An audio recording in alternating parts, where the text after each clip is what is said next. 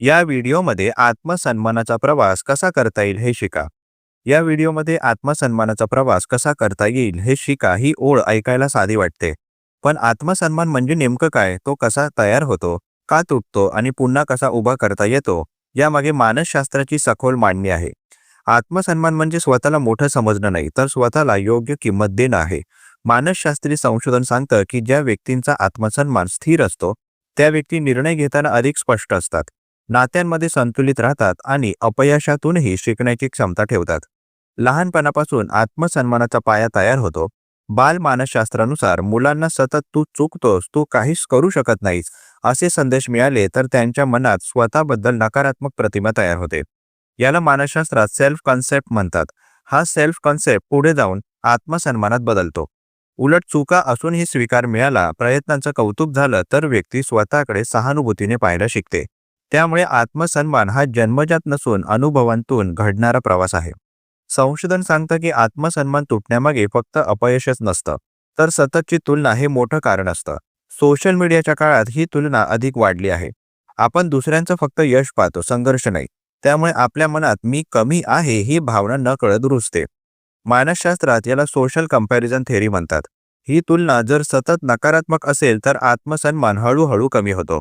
त्यामुळे आत्मसन्मानाचा प्रवास सुरू होतो तो तुलना कमी करण्यापासूनच. या व्हिडिओमधून एक महत्त्वाचा टप्पा शिकायला मिळतो, तो म्हणजे सेल्फ अवेअरनेस, स्वतःच्या भावना, मर्यादा, ताकद ओळखणं. संशोधनानुसार ज्या व्यक्ती स्वतःच्या भावना ओळखू शकतात त्या स्वतःवर जास्त टीका करत नाहीत. आत्मसन्मान वाढवण्यासाठी मी काय चुकलो यापेक्षा मी काय शिकलो असा प्रश्न विचारायला शिकणं गरजेचं असतं.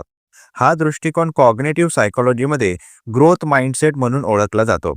आत्मसन्मानाचा प्रवास म्हणजे स्वतःशी संवाद बदलण्याचा प्रवास. अनेक लोकांच्या मनात एक कठोर इन्नर व्हॉइस असते जी सतत दोष दाखवते. तू पुरेसा नाहीस, तुझ्यामुळेच हे झालं, असे विचार मनात चालू असतात. संशोधन सांगतं की हा इन्नर क्रिटिक बालपणी ऐकलेल्या शब्दांमधून तयार होतो.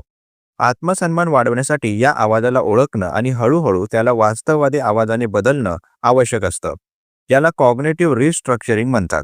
या प्रवासात सेल्फ कंपॅशन खूप महत्त्वाची आहे. सेल्फ कंपॅशन म्हणजे स्वतःवर दया करणे नव्हे, तर स्वतःला माणूस म्हणून स्वीकारणं.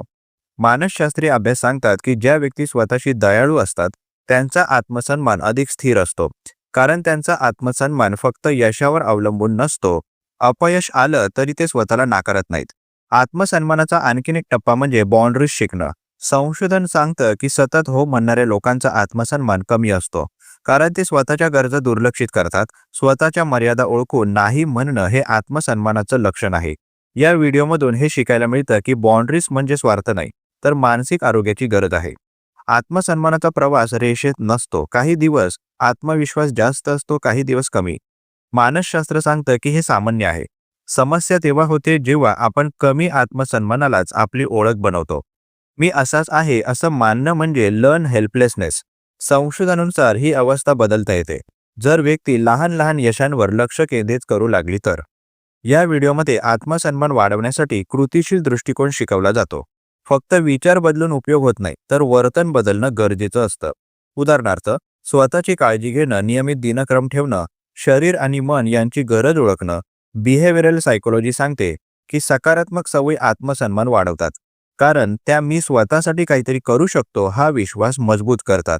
आत्मसन्मानाचा शेवटचा पण महत्त्वाचा भाग म्हणजे स्वीकार. स्वतःमध्ये दोष आहेत हे मान्य करणं, पण त्यावरून स्वतःची किंमत ठरवू नये.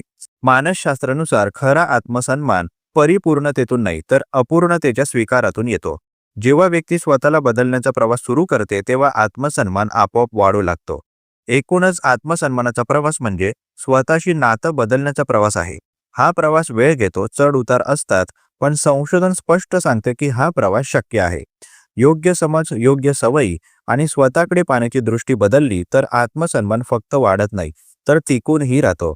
या व्हिडिओमध्ये हेच शिकायला मिळतं की आत्मसन्मान हा गंतव्य नाही, तर सतत चालणारी मानसिक प्रक्रिया आहे. प्रस्तुत मानसशास्त्रीय लेख तुम्हाला कसा वाटला जरूर कळवा.